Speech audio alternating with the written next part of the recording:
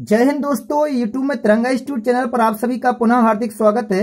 मैं शिवेंद्र सर आज आपको मध्य प्रदेश सामान्य ज्ञान में मध्य प्रदेश के प्रमुख पर्यटक स्थल को दृश्य सहित समझाऊंगा जो आपको पूर्ण समझ में आए। तो आज हम इस पहले वीडियो में आपको मध्य प्रदेश के दो पर्यटक स्थल ग्वालियर का किला तथा ओरछा इनके बारे में बताएंगे। तो सबसे पहले चलते हैं हम मध्य प्रदेश की पावन पवित्र भूमि ग्वालियर के किले में और उसके बारे में वो महत्वपूर्ण तथ्य देखते हैं जो एग्जाम में पूछे जाते हैं और उन सभी को दृश्य के माध्यम से समझते हैं। और सभी छात्रों को मध्य प्रदेश सामान्य ज्ञान का ये पहला वीडियो कैसा लगा है ये हमको कमेंट बॉक्स में जरूर बताएं। और यदि आपको वीडियो समझ में आया हो तो वीडियो को लाइक कर देना, सब्सक्राइब करना तथा अपने दोस्तों में शेयर जरूर करना। तो ग्वालियर के किले को कहा जाने वाला किलों का रत्न, इसके बारे में आज हम सभी जानकारी प्राप्त करेंगे। तो देखिए, ग्वालियर के किले को किलों का रत्न कहा जाता है। जितने भी मध्य प्रदेश में किले हैं उन सभी में से किलों का रत्न कहा जाने वाला ग्वालियर का किला पूर्व का जिब्राल्टर कहलाता है। ये मध्य प्रदेश के पूर्व में स्थित है, इसलिए इसे पूर्व का जिब्राल्टर कहते हैं। इसको जिब्राल्टर की उपसंधि दी गई है। और आप सभी को बता दें हम, यह मध्य प्रदेश का ग्वालियर का किला अपनी प्रतिमा के लिए बहुत प्रसिद्ध है। इसी कारण से किलों का रत्न कहा जाता है। कोई भी शब्द जब रत्न की बात आती है तो रत्न शब्द उसको कहते हैं जो हटकर होता है। कहने का मतलब है कि जिस प्रकार अकबर के 9 रत्न थे और उन 9 रत्नों में से एक बीरबल थे जो बहुत बुद्धिमान थे, हटकर थे, मतलब कुछ भी कार्य करते थे, अलग करते थे। इसी प्रकार सभी किलों में से जो अलग प्रकार की रचनात्मक ढंग से बनाया गया है तो वह हमारा ग्वालियर का किला बनाया गया है। इसी कारण ग्वालियर के किले को किलों का रत्न कहा जाता है। ये दोनों फैक्ट ध्यान रखना कि ग्वालियर के किले को किलों का रत्न और पूर्व का जिब्राल्टर कहा जाता है। जो ग्वालियर का किला है ये मध्य प्रदेश में स्थित है और इसका जो निर्माण करवाया था वह कछवाहा वंशी एक वंश था, कछवाहा वंश। तो कछवाहा वंशी के राजा रहे हैं जो बहुत ही फेमस रहे हैं। उनका राजा का नाम था सूरजसेन। तो राजा जो सूरजसेन थे इन्होंने 525 ईस्वी में इसका ग्वालियर का किले का निर्माण करवाया था। और जो ग्वालियर के किले का निर्माण करवाया गया था वह गालव ऋषि के सम्मान में करवाया गया था। इस बात का आपको ध्यान रखना है। ग्वालियर का किला इतना विशाल है कि ग्वालियर के किले में 5 दरबार हैं। 5 दरबारों के जो नाम हैं वो एग्जाम में कभी कभी पूछ लिए जाते हैं। तो पहला जो दरबार है उसको आलमगिरी कहा जाता है, दूसरे दरबार को हिंडोला, तीसरे को गुजरी महल कहा जाता है, चौथे को चतुर्भुज मंदिर दरवाजा एवं 5वें को हाथीवाड़ा दरवाजा कहा जाता है। देखिए, जो चतुर्भुज मंदिर दरवाजा है ये चौथे नंबर का दरवाजा। इधर पे अगर दरवाजा नहीं होता तो चतुर्भुज मंदिर अपने मध्य प्रदेश के टीकमगढ़ जिले में जो आता था ओरछा, अब जो निवाड़ी में आने लगा है उसमें चतुर्भुज मंदिर है। परंतु जो चतुर्भुज मंदिर दरवाजा शब्द है ये वाला जो दरवाजा है ये कहाँ पर है? ग्वालियर में है। इधर से जो एग्जाम में अधिकतर प्रश्न पूछा जाता है वो गुजरी महल पूछा जाता है कि गुजरी महल कहाँ पर है। तो जो गुजरी महल है वो हमारा ग्वालियर का किले का एक द्वार है और चतुर्भुज मंदिर दरवाजा भी है। इन दोनों के दृश्य हम आपको दिखाते हैं तो देखिएगा। तो देखिए, ये हमारा ग्वालियर का किला है जो अपनी प्रतिमा के लिए बहुत प्रसिद्ध है। तो देखिए, इस ग्वालियर के किले में जो है ये अपनी ऊंचाई पर स्थित है और जो ग्वालियर का किला है ये गोपांचल पर्वत पर स्थित है। गोपांचल का मतलब होता है गोपधन अंचल, अर्थात श्री कृष्ण के आंचल में स्थित कहा जाता है इसे ग्वालियर के किले को। तो ध्यान रखना कि जो ग्वालियर का ये किला है ये किस पर्वत पर स्थित है? गोपांचल पर्वत पर स्थित है। अपनी ऊंचाई पर इसको दृश्य देखने पर ये बहुत दयनीय दिखाई देता है। अगर ग्वालियर के किले की ऊंचाई से उस पर्वत से जिस पर ग्वालियर का किला स्थित है ग्वालियर शहर को देखा जाए तो वह इस रूप में दिखाई देता है। इससे लगभग 80% ग्वालियर देखा जाता है, इतनी ऊंचाई पर स्थित है ग्वालियर का किला है। और हमने आपको अभी बताया था कि जो ग्वालियर के किले का दरवाजा है गुजरी महल, तो ये वो गुजरी महल है। गुजरी महल को यदि ऊंचाई से देखा जाए गुजरी महल को तो वह ऐसा दिखाई देता है। जो आपके सामने ये दृश्य दिखाई दे रहा है एक गुजरी महल का दृश्य है और ये संपूर्ण उधर पे ग्वालियर दिखाई देती है। तो देखिए, चलते हैं अगले उसके दरवाजे पर। देखिए, आगे फैक्ट जो दिया है वो कहता है कि ग्वालियर के किले में निम्न इमारतें महत्वपूर्ण हैं। जो ग्वालियर का किला है उसके अंदर भी कई इमारतें हैं जिनमें से एक महत्वपूर्ण इमारत है मान मंदिर। जो पहले नंबर की हमारी इमारत है वो मान मंदिर है। तो हम सबसे पहले आपको मान मंदिर के बारे में बताते हैं। मान मंदिर को राजा मानसिंह ने बनवाया था। तो राजा मानसिंह ने जब बनवाया था तो देखिए इस दृश्य को। देखिए ये मान मंदिर है जो राजा मानसिंह ने बनवाया था जी, अपनी धरोहर के लिए बहुत प्रसिद्ध माना जाता है, जो ग्वालियर के किले में स्थित है। तो आपको हमने मान मंदिर के बारे में बता दिया है कि मान मंदिर जो है वो राजा मानसिंह ने बनवाया था। दूसरे नंबर पे इसी में स्थित है जो ग्वालियर के किले में वो गुजरी महल है। हम आपको अभी गुजरी महल भी दिखाते हैं, ये बहुत फेमस है। ये दोनों आते हैं पेपर में। मान मंदिर भी पूछा जाता है कि कहाँ स्थित है, तो ग्वालियर में स्थित है, ध्यान रखना। गुजरी महल भी है जो ग्वालियर के किले में स्थित है। तेली का मंदिर है, जो तेली का मंदिर है इसमें ब्रह्मा विष्णु महेश तीनों के लिए समर्पित है, मतलब तीनों के लिए बनाया गया है तेली का मंदिर। और इधर पे हाथी की एक विशाल प्रतिमा है। इन सभी मंदिरों को हम आप अभी दिखाते हैं क्रमबद्ध रूप से।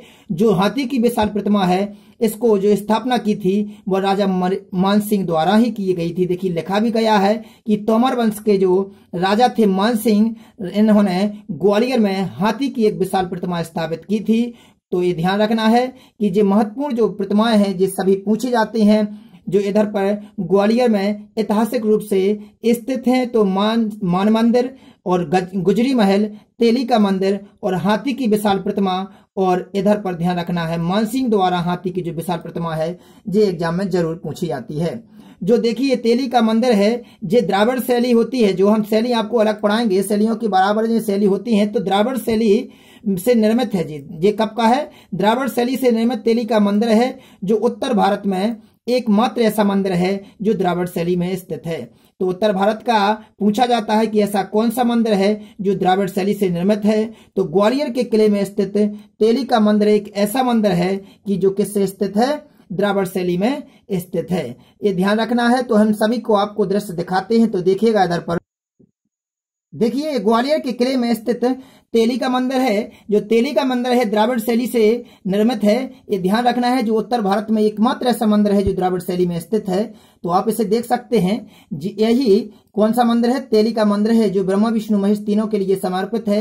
ये ध्यान रखना है, जो कहाँ पर स्थित है? ग्वालियर में स्थित है। देखिएगा अगला मंदिर, देखिए यही वो हाथी की विशाल का प्रतिमा है जिसका निर्माण राजा मानसिंह ने करवाया था। इसको आप देखिए, ये भी उसी वाले द्राविड़ शैली में बनाई गई है। तो इसको ध्यान रखना है कि जो हाथी की विशाल काय प्रतिमा है ये किसने बनवाई थी? राजा मानसिंह ने इसका निर्माण करवाया था। कहाँ पर स्थित है? तो ध्यान रखना है कि ये ग्वालियर में स्थित है। ठीक है ना। चलते हैं अगले मंदिर पर। तो आप सभी को इन सभी मंदिरों को ध्यान रखना है। मान मंदिर, गुजरी महल, तेली का मंदिर, हाथी की विशाल प्रतिमा, ये सभी ग्वालियर में स्थित हैं। और तेली का मंदिर किसके लिए प्रसिद्ध है? द्राविड़ शैली के लिए प्रसिद्ध है। ये ध्यान रखना है। अब अगला जो आता है, ग्वालियर के किले में स्थित है सास बहू का मंदिर, जो एग्जाम में कई बार पूछा जाता है। इसका ध्यान रखना कि जो सास बहू का मंदिर है ये 11वीं सदी में राजा महिपाल द्वारा निर्मित करवाया गया था। जो किसके लिए समर्पित है? विष्णु मंदिर के लिए समर्पित है। सहस्त्रबाहु, सहस्त्रबाहु मतलब किसका नाम है? विष्णु भगवान का नाम है। तो ये उनके लिए समर्पित है। तो सास बहू का ये जो मंदिर है ये ग्वालियर के किले में स्थित है। इसका हम आपको दृश्य दिखाते हैं, साथ में आप इसको भी देखिए। इधर पे इस किले की तलहटी में, इस जो किला है जो ग्वालियर का किला, इसकी तलहटी में, तलहटी मतलब इसकी निचले में, क्योंकि ग्वालियर का किला गोपांचल पर्वत पर है, उसके निचले सतह पर यदि देखा जाए, जो जमीन वाला तल है उस पर देखा जाए, तो 15वीं शताब्दी के राजा जो डोंगर सिंह थे उन्होंने एक जैन मंदिर बनवाया था। कौन सा मंदिर बनवाया था? जैन मंदिर बनवाया था, जिसमें सर्वाधिक ऊंची प्रतिमा बनाई गई थी आदिनाथ भगवान की। कौन से? जैन भगवान आदिनाथ की जैन प्रतिमा बनवाई थी। किसने? राजा डोंगर सिंह ने। तो देखिए मेरे प्रिय छात्रों, ये है वो जैन तीर्थ की प्रतिमा जो आदिनाथ भगवान के लिए समर्पित है, जो डोंगर सिंह राजा ने बनवाई थी। तो देखिएगा इधर पर। और जो सास बहू के मंदिर है वो ये प्रतिमा है सास बहू मंदिर, जो आपको दिखाई दे रहा होगा, जो विष्णु भगवान के लिए समर्पित है। ये कहाँ पर स्थित है मित्रों? ये ग्वालियर में स्थित है, ध्यान रखना है।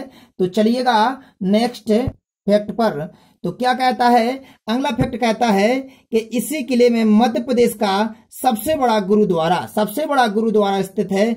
उस गुरुद्वारा को कहते हैं दाताबंदी छोड़ गुरुद्वारा।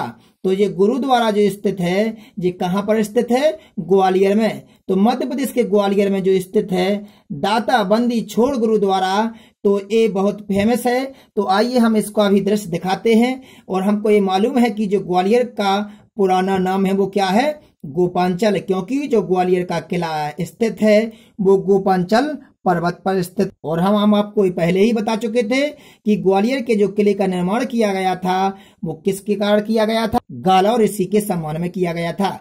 किसके सम्मान में किया गया था, गाला ऋषि के सम्मान में किया गया था ग्वालियर किले का निर्माण। तो ये सभी महत्वपूर्ण प्रश्न रहे हैं, इन्हीं से क्वेश्चन पूछे जाते हैं। तो ये ग्वालियर के बारे में जानकारी हुई है। ग्वालियर के किले में कौन कौन से मंदिर स्थित हैं और वो किसके लिए समर्पित है, इन सभी के बारे में जाना है। लेकिन हम आपको दिखा दें इसके लिए ये छोड़ दिया है कि गुरुद्वारा, तो ग्वालियर के गुरुद्वारा की हम आपको प्रतिमा दिखाते हैं। देखिए एक ग्वालियर के गुरु प्रतिमा है जो गुरुद्वारा है, तो इसको ध्यान रखना है। जिसको क्या कहा गया था अभी हमने नाम इसका बता दिया है। तो ये सभी पॉइंट फैक्ट रहे हैं आज ग्वालियर के किले के बारे में। जो ग्वालियर के किले में स्थित सभी महत्वपूर्ण पर्यटक स्थल हैं जो एमपी तथा भारत के किसी भी एग्जाम में पूछे जा सकते हैं। आपको ये सभी फैक्ट दृश्य के द्वारा इसलिए दिखाए हैं ताकि दृश्य देख लेने की वजह से आपको लंबे समय तक याद बना रहता है। जो हम आपको समझा रहे हैं इन सभी के नोट्स आपको प्राप्त हो जाएंगे, परंतु आपको यह आधार पर आपको समझाने का कारण ये है कि आपको कोई भी रटना ना पड़े, बल्कि आपको हमेशा ध्यान बना रहे। तो चलिए चलते हैं अगले दर्शनीय स्थल पर। वो है हमारे मध्य प्रदेश के टीकमगढ़ जिले में स्थित ओरछा, जो वर्तमान में अब निवाड़ी जिले में आने लगा है। तो ओरछा पावन पवित्र जो भूमि है वो राम राजा के लिए समर्पित है। और इधर पे जो ओरछा है वो बेतवा नदी के किनारे स्थित है। ओरछा बेतवा नदी के किनारे स्थित है और इधर पे इसको देखना है कि इसे मध्य प्रदेश की अयोध्या नगरी भी कहा जाता है। क्या कहा जाता है इसे? मध्य प्रदेश की अयोध्या नगरी कहा जाता है। अब इसे मध्य प्रदेश की अयोध्या नगरी क्यों कहा जाता है ओरछा को? क्योंकि अयोध्या जो है वो श्री राम की जन्मभूमि है, परंतु जो ओरछा है हमारे मध्य प्रदेश वासी ओरछा को राम की जन्मभूमि मानते हैं, क्योंकि इधर पे अयोध्या में श्री रामचंद्र जी को लाया गया था। तो देखिए इधर पर कि ओरछा टीकमगढ़ और निवाड़ी जिले का सबसे महत्वपूर्ण दर्शनीय स्थल है जो पूरे भारत तथा विश्व में भी प्रसिद्ध है। संपूर्ण भारत में ओरछा ही एक ऐसा दर्शनीय स्थल है जहां पर भगवान श्री राम को राजा की उपाधि दी गई है। और कहीं भी किसी भी दर्शनीय स्थल पर या किसी भी स्थान पर श्री राम को राजा की उपाधि नहीं दी गई है। इधर पर श्री राम को राम राजा सरकार कहा जाता है। कुछ समय पहले ओरछा एक जिला हुआ करता था जो एक रियासत मानी जाती थी, और जो इसको जिला में परिवर्तन जब किया गया था तो ओरछा का जिला टीकमगढ़ आ गया था। टीकमगढ़ का पहले नाम टहरी था, जिसे आज पुरानी टहरी के नाम से जाना जाता है। और इधर पे जो नाम रखा गया था टीकमगढ़ वो टीकम शब्द से रखा गया था, और टीकम श्री कृष्ण का पर्यायवाची है। तो जो टीकमगढ़ है वो श्री कृष्ण के पर्यायवाची के नाम से जाना जाता है। और इधर पे जो ध्यान रखना है, ओरछा पहले जिला हुआ करता था, एक रियासत मानी जाती थी। और ओरछा की स्थापना 16वीं शताब्दी में बुंदीला राजाओं द्वारा की गई थी। हम आपको बता दें कि ओरछा जो श्री राम राजा जन्मभूमि मानी जाती है, तो इधर पे श्री राम सरकार अयोध्या से कौन लाए थे और कैसे आए थे, तो हम आपको बताएं। राजा मधुकर साय, ओरछा के राजा मधुकर साय की पत्नी गणेश कुंवरी अयोध्या से श्री राम को बचपन में, कहा जाता है प्राचीन रूप में, बचपन में अयोध्या से लाई थी। और साथ में वो लाई थी वहां से सावन और भादव, जो आज भी ओरछा में खड़े हो गए हैं। और कहा जाता है कि पुष्य नक्षत्र में श्री राम को लाया गया था, इसलिए हमेशा कोई भी व्यक्ति पुष्य नक्षत्र में ओरछा के दर्शन करने अधिकतर जाया करते हैं। जे आपको जो दिखाई दे रहा है चित्र, जे ओरछा का श्री राम राजा मंदिर है। तो चलिएगा आपको सावन भादव भी दिखाते हैं। देखिए ये वो सावन भादव हैं जो आपस में कहते हैं कि मिला करते हैं। जो सावन और भादव महीने में जो होते हैं तो जे आपस में मिला करते हैं, परंतु अब शायद ऐसा नहीं है। तो जे गणेश कुंवरी जो मधुकर साय की पत्नी थी साथ में लाई थी और श्री राम को भी लाई थी। इनके आदेश पर उन्होंने, राजा ने, मधुकर साय ने श्री राम को विराजमान करने के लिए चतुर्भुज मंदिर का निर्माण करवाया था, जो आज भी वहां पर स्थित है। ओरछा राम राजा मंदिर जो है वो बिल्कुल बेतवा नदी के किनारे है। जब भी ऐसी जाना बरसात का मौसम आता है तो इधर पर बाढ़ प्रभावित क्षेत्र बन जाता है। तो एक ऐसा दर्शनीय स्थल है जो बिल्कुल नदी के किनारे स्थित है। तो बुंदेलखंड क्षेत्र के सभी वासियों ने और टीकमगढ़ के सभी छात्रों ने इस स्थल को देखा होगा। इसे विस्तार से बताने की कोई जरूरत नहीं है। तो चलते हैं अगले फैक्ट पर। और अयोध्या के थोड़ी ही दूर से जामनी नदी का निकलना होता है, अतः ये जामनी नदी आपको दिखाई दे रही होगी। जामनी और बेतवा दो नदियां आपस में जाकर के यमुना नदी में मिल जाती हैं और यमुना नदी बाद में गंगा में मिल जाती है और गंगा बंगाल की खाड़ी में गिर करके विश्व का सबसे बड़ा डेल्टा सुंदरबन डेल्टा बनाती है। ओरछा में ही राजा जुझार सिंह के भाई हरदौल की इधर पर मंदिर स्थित है, जो जहां पर हरदौल की मनौती मांगने की प्रतिमा प्रचलित है, जो उन्हीं का मंदिर स्थित है। देखिए ये ओरछा की वह स्थिति जब बरसात के मौसम में उसका पानी नदी बेतवा नदी का पानी चतुर्भुज मंदिर को टच करने लगता है, तो देखिए उधर पर बाढ़ प्रभावित क्षेत्र हो जाता है। चलिएगा इसके अगले फैक्ट पर चलते हैं। और हाँ, आप सभी को बता दें कि ओरछा में अधिकतर बुंदीला राजाओं का शासन रहा है। और आपको बता दें कि जब इधर पर झांसी में रानी लक्ष्मीबाई का शासन था, तब इधर पर लड़ाई सरकार थी ओरछा में, जब आपस में उन्होंने अंग्रेजों से युद्ध किया था। और ग्वालियर में उसी समय सिंधिया परिवार का शासन था, जहां पर के राजा माधवराव सिंधिया थे। और संपूर्ण भारत में अपनी विशेषता के लिए जाने जाने वाला चतुर्भुज मंदिर जो श्री राम के आगमन के लिए और उनके विराजमान के लिए राजा ने बनवाया था, परंतु वह रसोई घर में उनका विराजमान हो गया था, इसलिए वह वहीं पर स्थापित रह गए थे। तो वो आज भी बहुत विख्यात है। जो चतुर्भुज मंदिर श्री रामचंद्र जी के लिए बनवाया गया था, इसकी यह विशेषता है कि जब ये बनवाया गया था, अब इसे मतलब चौराहे मतलब कह सकते हैं, चार भुजाओं की आकृति का बनाया गया था। मतलब इसकी जो जमीन ली गई थी वो चतुर्भुज में ली गई थी, चार भुजाओं में ली गई थी, परंतु दूर से देखने पर यह त्रिभुज के रूप में दिखाई देता है, मतलब तिराहे के रूप में दिखाई देता है। इसकी यह विशेषता चतुर्भुज की जगह यह त्रिभुज के रूप में दिखाई देने वाली विश्व प्रसिद्ध है। तो चलती हूँ उन ओरछा के महत्वपूर्ण बिंदुओं पर जो एग्जाम में पूछे जाते हैं। तो देखिए इधर पे हमने समझाया है कि ओरछा जो है वो बेतवा नदी के किनारे स्थित है। ओरछा को अयोध्या नगरी कहा जाता है और बेतवा के किनारे बुंदेला वंश की राजधानी ओरछा में शहीद स्मारक है। क्या स्मारक है? शहीद स्मारक है, जो कई बार पूछा जाता है कि शहीद स्मारक कहाँ स्थित है, तो हमें मालूम होना चाहिए कि शहीद स्मारक जो स्थित है वो कहाँ पर है, ओरछा में है। राम राजा का प्रसिद्ध मंदिर तो ओरछा में जाना ही जाता है। और इस बात का ध्यान रखना कि कवि केशवदास की कवि केशवदास की ओरछा में रहे हैं। कवि केशवदास कहाँ पर रहे हैं? ओरछा में रहे हैं। और देखना है, हमने बताया था अभी हाल कि हरदौल मेला, जो हरदौल मेला मनौती यहीं पर मांगी जाती है। तो हरदौल की जो भी बात आती है वो कहाँ पर स्थित होती है? ओरछा में स्थित होती है। राजा जुझार सिंह के पुत्र राजा जुझार सिंह के भाई छोटे भाई हरदौल होते हैं, जिनकी उनको जहर देकर मार दिया जाता है, परंतु सच्चाई की वजह से आज हरदौल की जगह जगह पूजा की जाती है। उनकी बहन कुंती अपने भाई हरदौल को बहुत चाहती थी, इसी कारण आज भी महिलाएं कुंती के रूप में हरदौल को भाई के रूप में मानती हैं। अगला पॉइंट दिया है 2005 में ओरछा में रामायण संग्रहालय स्थापित किया गया था। ध्यान रखना कि जो रामायण संग्रहालय बना था तो वो कब बना था? 2005 में बना था। रामायण संग्रहालय जो बना था वो 2005 में बना था। इसका ध्यान रखना है सन का, क्योंकि एग्जाम में सन भी पूछी जा सकती है। तो पूछा जाए कि रामायण संग्रहालय कहाँ पर है, तो ओरछा में है। ओरछा के प्रसिद्ध मंदिर हैं जो एग्जाम में पूछे जाते हैं। खाती बाबा का मंदिर ओरछा में है। छारद्वारी का हनुमान मंदिर ओरछा में है, जो थोड़ी ओरछा से थोड़ी दूर है। और चतुर्भुज मंदिर हमने अभी हाल आपको दृश्य दिखाया भी है। अमर महल कहाँ पर है? तो ओरछा में है। कल्याण महल कहाँ पर है?